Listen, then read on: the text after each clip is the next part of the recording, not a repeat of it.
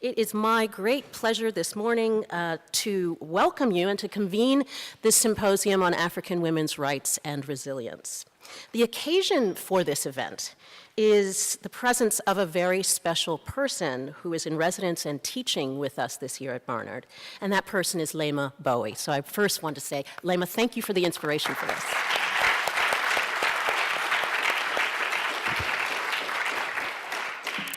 I have had the privilege, this very special privilege of working and teaching with Leymah over the past few months, and I have watched her inspire our students and our faculty in really unique and wonderful ways.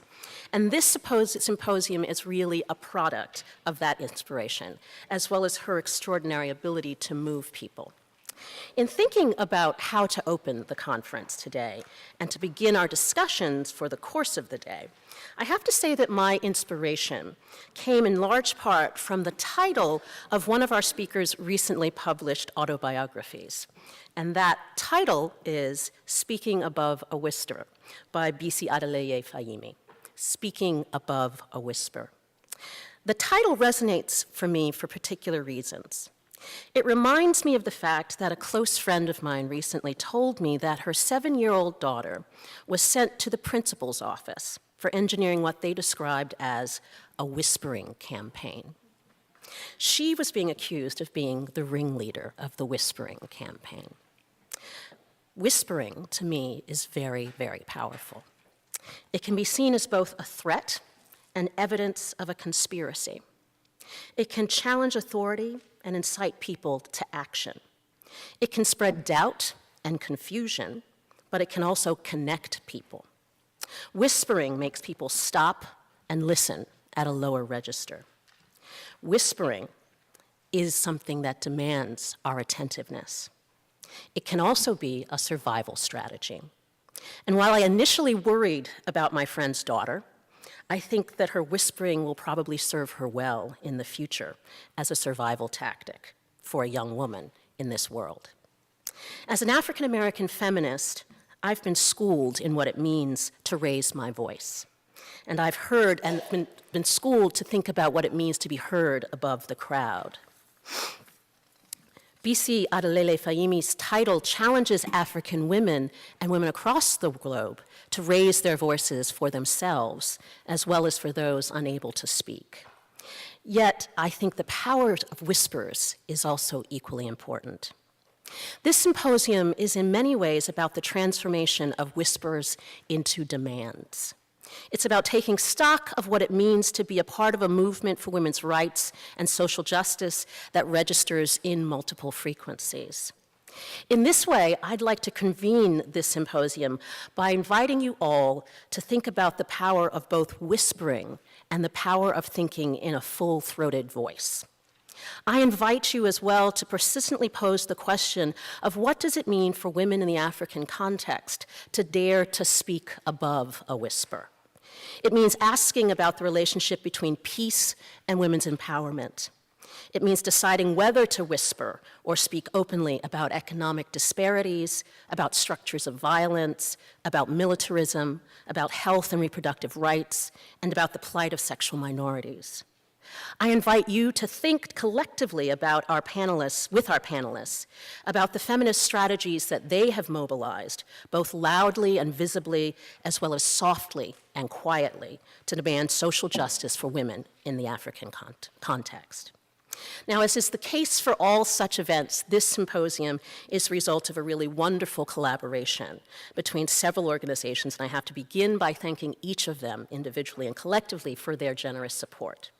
First and foremost, we are grateful to the Gbowee Peace Foundation USA for their financial backing of this event.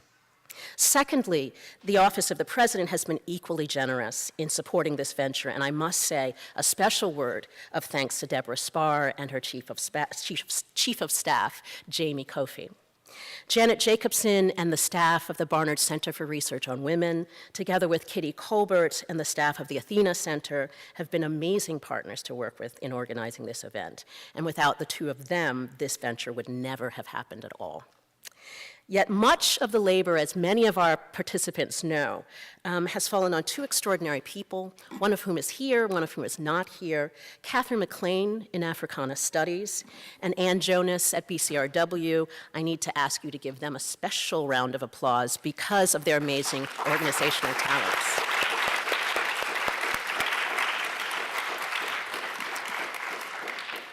So before we move on to the actual first panel, I need to invite someone to give you a more official welcome on behalf of the college. Please join me in welcoming Professor and President of Barnard College, Debora Spar. Well, I'm not sure how good I am at sounding official, but I'll give it my best college try. It's a great pleasure to welcome you all here today. As Tina indicated, but I will underscore, this was not only a labor that involved many, many people in many, many groups, it was really a labor of love. This was a conference, the idea of which was hatched about a year ago when we first had some sense that we might be lucky enough to get the amazing Leymah Gbowee here on campus for the year, and just discussed the incredible opportunity was to have a conference that would not only celebrate Leymah and her work, but would really talk about African women and their work and the amazing both challenges and opportunities that women are forging across the continent. So it has taken months and months of work, lots and lots of people, but it's been a great venture, and thanks to Tina and all of her colleagues who really brought this to fruition.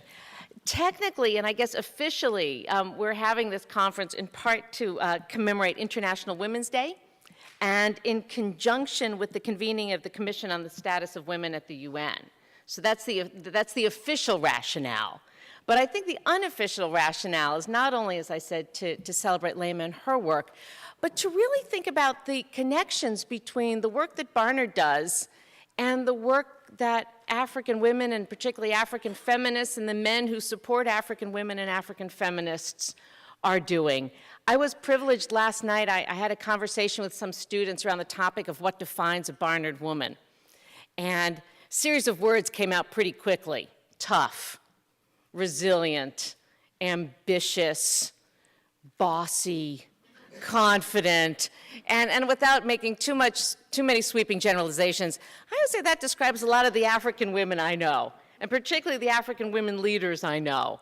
You know, the women who are leading and pushing for change in Africa are tough, they're resilient, they perhaps don't mind being called bossy from time to time. They whisper, but they also scream when they need to. And I think one of the things that's made me most excited and happy in my time here at Barnard is looking at the links that we're starting to make to Africa, to Africans, to African colleges, to African writers, to African students, because I think there's a lot that Barnard hopefully can teach Africa, and probably more importantly, there's a lot that Barnard can learn from Africa. And when I was inaugurated here 6 years ago, we had a panel in honor of my inauguration, and it was what the United States can learn from Africa. And I think anything we can do as a college to sponsor that education back across the Atlantic to this continent, I think is very useful. I think we have a lot to learn from Africa, and particularly from the women and the male feminists who are really pushing for change in the continent. So I am personally just delighted that we have this opportunity to convene this conversation today. I know we will learn a lot. I know we will spawn a lot of initiatives that will continue to gain momentum over the years to come. So thank you to everybody who's made this happen.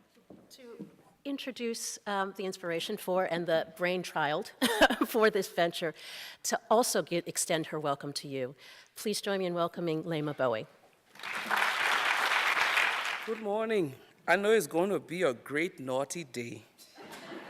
And we purposely got the panel to bring naughty to New York on a cold day. I want to say welcome to the African Rights and Resilience Women Symposium. Thank you to all of our panelists, and I have to name them: Sylvia, Amina, Auntie Abina, BC, Abby, Sam, Mohammed, Kennedy, where are you? Okay. And the young women and not so young women on the intergenerational panel. Wave, that's my panel. welcome. Thank you for traveling far and near to share your expertise. I want to say thank you to Barnard for agreeing to this crazy idea of bringing Naughty to New York. But I would also like to say thank you to the Gbowee Peace Foundation for taking the risk with us and funding this. I want to say thank you to our Executive Director, Marcy, to Hafiza, my assistant, who started the foundation work, and to Ruben, and all of those here, Kitty and Tina and Janet. For a very long time, I've wanted to organize an experience that showcased the diversity of expertise and voices of African women and men. The women's movement in Africa is very vibrant, but you wouldn't know it from the international media. People often ask me, how come you're so outspoken or fearless? But there's a subtext to this question. How as an African did you become a feminist? But feminism, as a viral Twitter hashtag put it a few months ago for white women, there's still a debate in America whether a woman should be president, even though they've had Secretary of State, judges on the Supreme Court, senators, and governors. The debate rages on here, whilst we have 3 in Africa. We've had successful women-led movement for social change and women active in political lives at the local and national level. Yet, the picture of the African woman in the media is the typical sagging breast, children's on the back, begging bowl in hand. The media seeks out stories of suffering, but ignores the narratives of strength. I just returned from the DR Congo on a delegation of the Nobel Women's Initiative. We spent most of our time in the field in Bunia and Bukavu, listening to the stories of women. There were stories that were told demonstrating their resilience to heal the trauma of women and advocate for justice for survivors. One of the days we sat around and listened to a group of women tell their story. And as the story went on, stories of pains and suffering, we had 2 reporters from the Times, and they were writing furiously. And the moderator, who was also part of our delegation, was intently listening.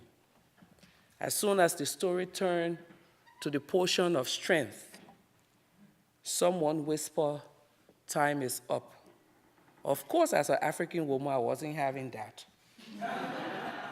Time is not up. We'll give these women the space to talk about how they've been able to overcome their trauma. But I've read stories from the reporters who've just come back, and a lot of the stories that they've written showcase rape and abuse, which is true. But I listened to the stories of those women, and in all of the stories, there was a beautiful thread line. After the rape, I was disoriented, my clothes were torn, I was ashamed. Then the women came. Then my mother came. Then my sister came, and a women's organization came. And those women came and took me and bathed me and took me to the hospital and gave me clothes. When I left Congo, I told the women in Congo that the global narrative of the DRC is the capital of rape.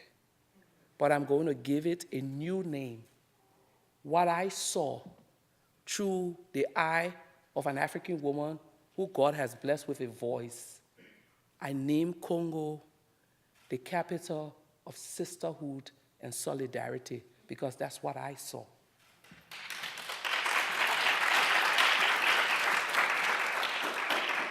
The symposium today is an attempt to correct some of the myths and misconceptions about the strength of the African woman.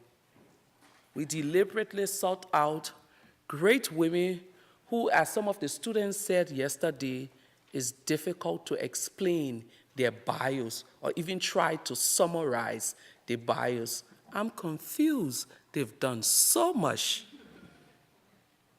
Thank you for journeying with us.